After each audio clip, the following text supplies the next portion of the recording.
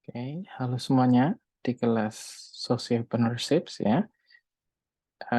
Kita lanjutkan untuk materi di minggu ini adalah tentang pengembangan produk atau product development ya. Jadi teman-teman perlu ketahui apabila dalam wirausaha sosial itu setiap prosesnya dalam menciptakan produk ya, baik jasa maupun barang dan sebagainya ya, itu senantiasa melalui beberapa tahapan. Nah, salah satunya itu adalah invention, ya, penemuan. Nah, tetapi kalau invention itu proses menciptakan sesuatu, misalnya teknologi, produk, jasa yang sebelumnya tidak ada, menjadi ada.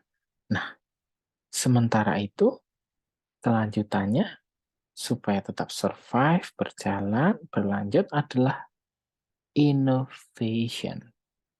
Setelah invention, we have innovation. Nah, inovasi. Innovation itu merupakan, teman-teman ya, pembaharuan dari invention itu sendiri. Jadi, kita memanfaatkan peluang yang ada ya di dalam pasar wirausaha kita melalui pengembangan-pengembangan, ya, pengetahuan, pengalaman, dan penemuan-penemuan hal-hal yang baru. Nah, itu.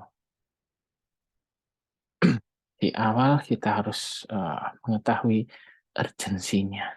Nah, di sini teman-teman sudah bisa melihat ya beberapa definisi ya dari beberapa ahli, salah satunya melalui Ciptono ya, pengembangan, karena inovasi itu pengembangan ya, pengembangan produk akan sebuah strategi untuk produk baru ya, seperti produk yang disempurnakan, produk orisinil, produk modifikasi, dan juga brand baru yang dikembangkan ya teman-teman.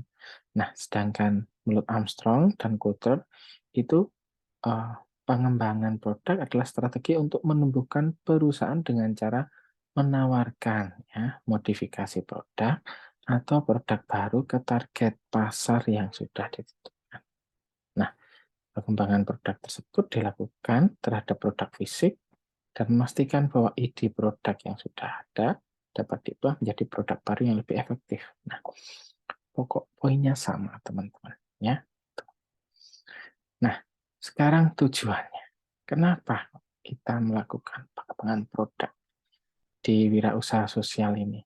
Satu, ya, untuk memenuhi kebutuhan yang baru.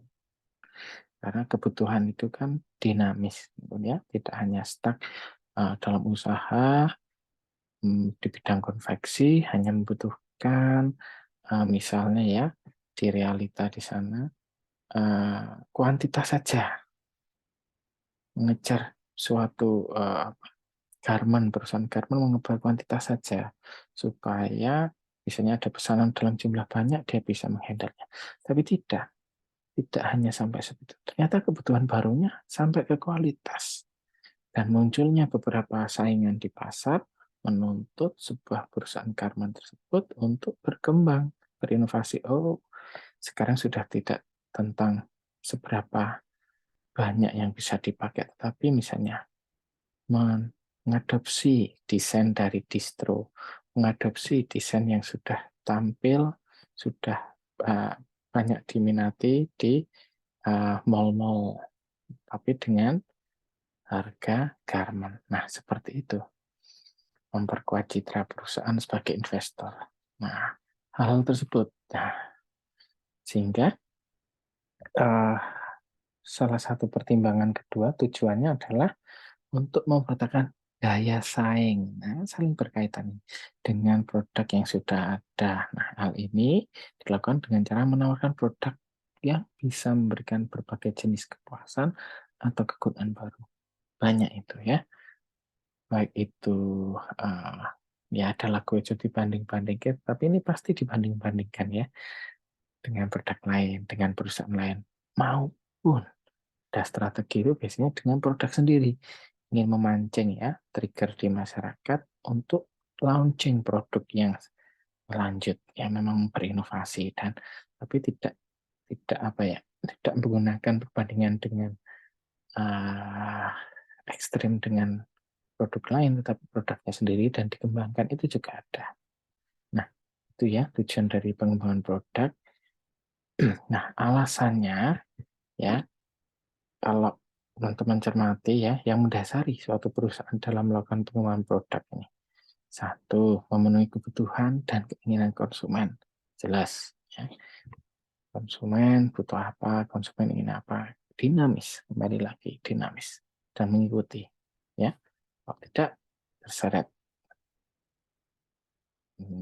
Karena modernisasi teknologi ya, hubungan dengan itu terseret. Banyak contohnya ya, Nokia misalnya. Atau hal-hal lain ya, yang tidak begitu cepat merespon tentang perubahan atau memprediksi ya. Kalau merespon itu bisa saja gagap atau latah ya. Tapi kalau sudah memprediksi itu sudah siap dari jauh. Nah, ini yang tingkatan yang lebih baik, teman-teman. Kedua, menambah offset atau meningkatkan penjualan. Pasti ya, financial purposes and reason. Untuk mendaya gunakan sumber produksi, memenangkan persaingan, hampir sama ya. Meningkatkan profit ya, tentang financial juga dengan cara bahan yang sama bisa juga. Mendaya gunakan bahan-bahan yang masih tersisa. Bisa alasannya seperti itu karena ada dan orangnya kreatif, inovatif, dikembangkan untuk menutupi kerugian atau mungkin untuk menambah keuntungan. Ya, bisa. Sebuah perusahaan misalnya minuman kemasan kelapa, ya air kelapa, dan dibutuhkan itunya saja, ya airnya saja. Tetapi ternyata limbah organiknya dari seratnya itu ya bisa diolah, bisa disalurkan, dijual lagi dan lain-lain.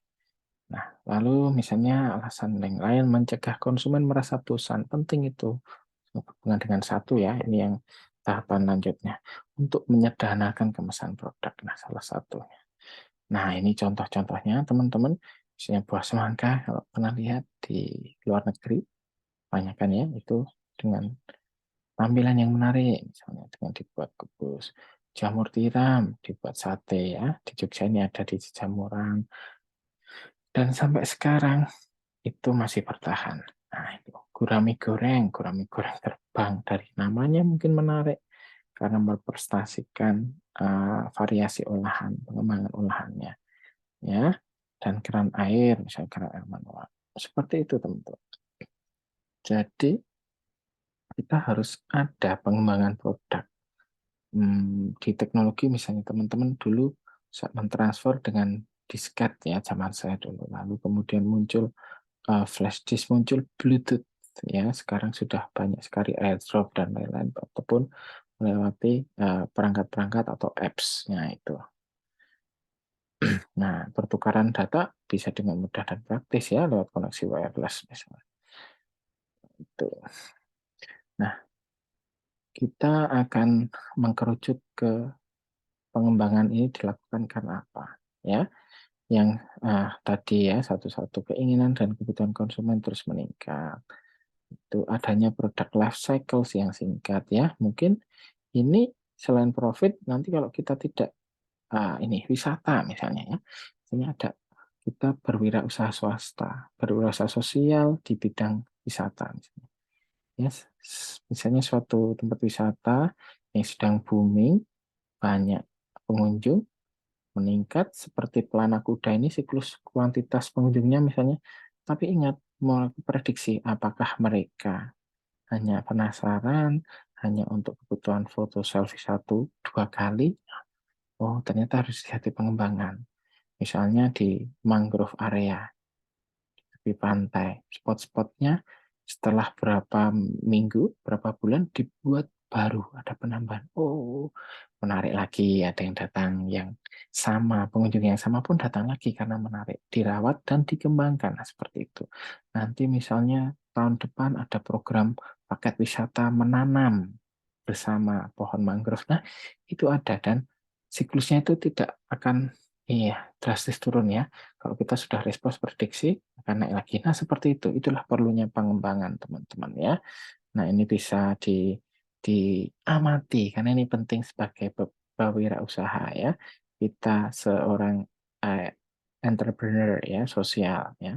Sociopreneur harus tahu apa di mana itu tahapan introduction-nya, pengenalannya ya. Tidak hanya jasa tadi, tidak hanya wisata, produk dan lain-lain ya. Nah, ada tahapan di mana konsumen itu masih ragu, masih mencari-cari. Nah, trust.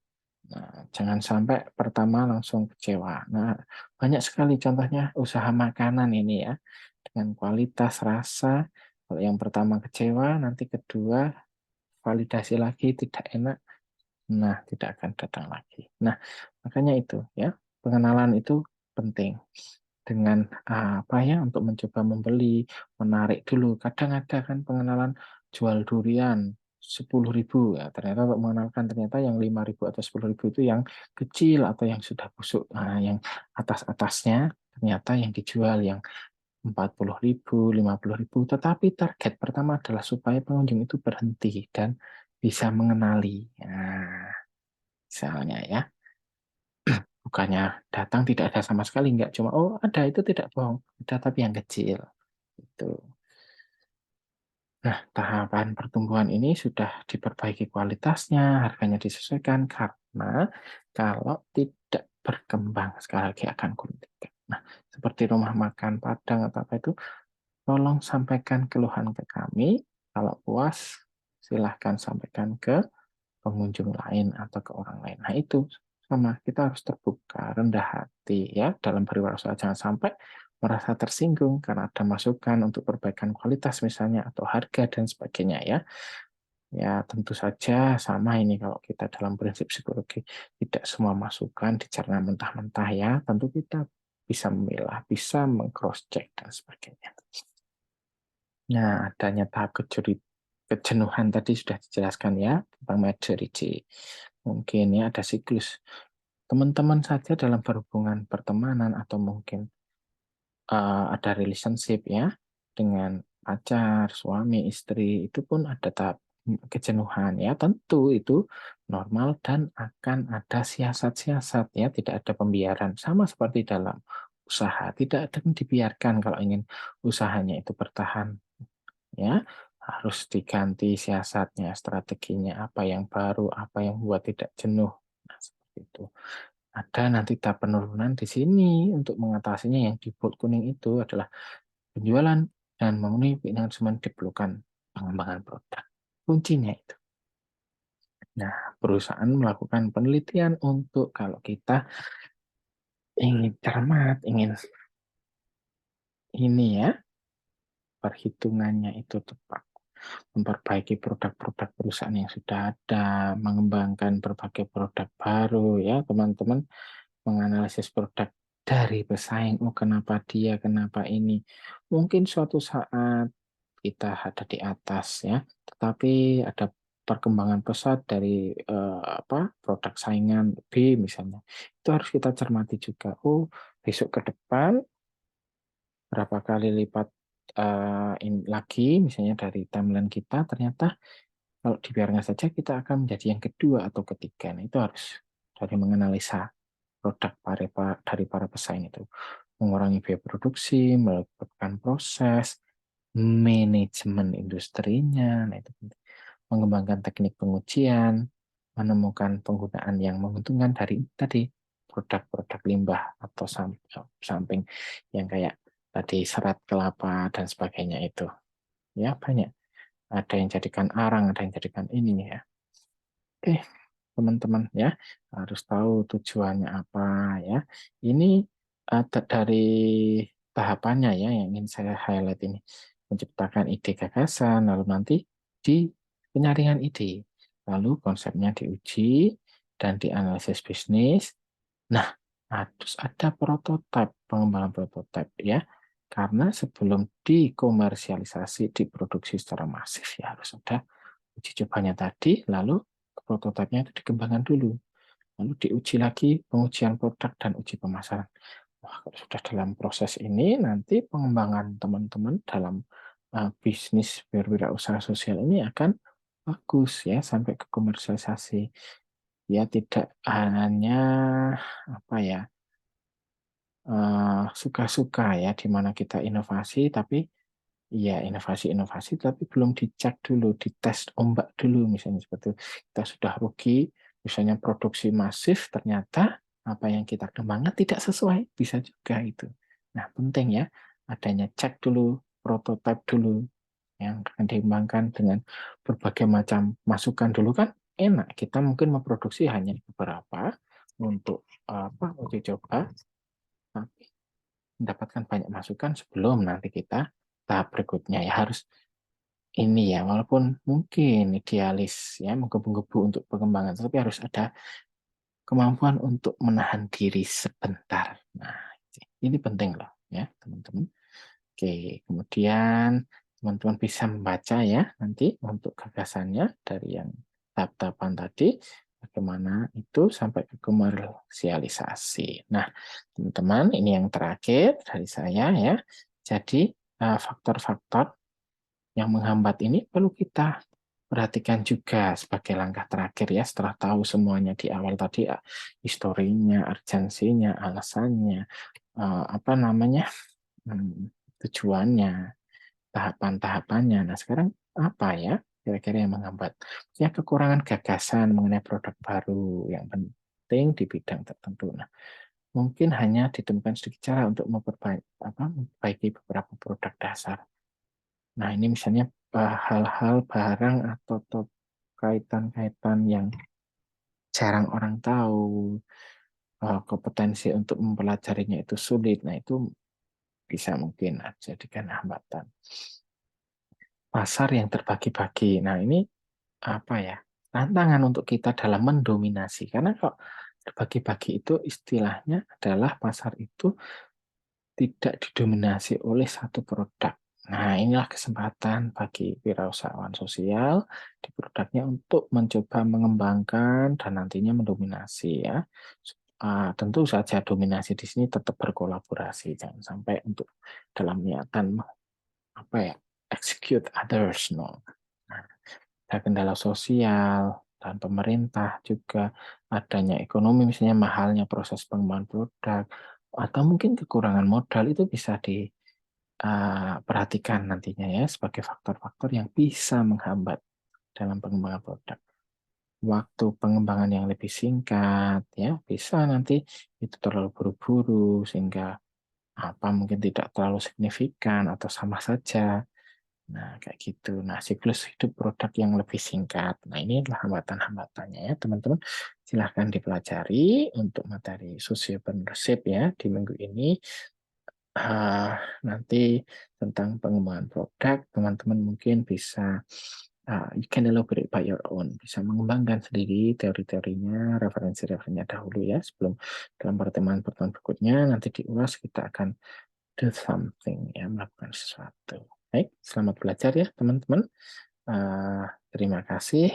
Akhir kata ya, semoga teman-teman sukses ya dalam belajar dan dalam nantinya berkaitan dengan luaran baik mata kuliah maupun di luaran program studi. Oke, see you. Goodbye.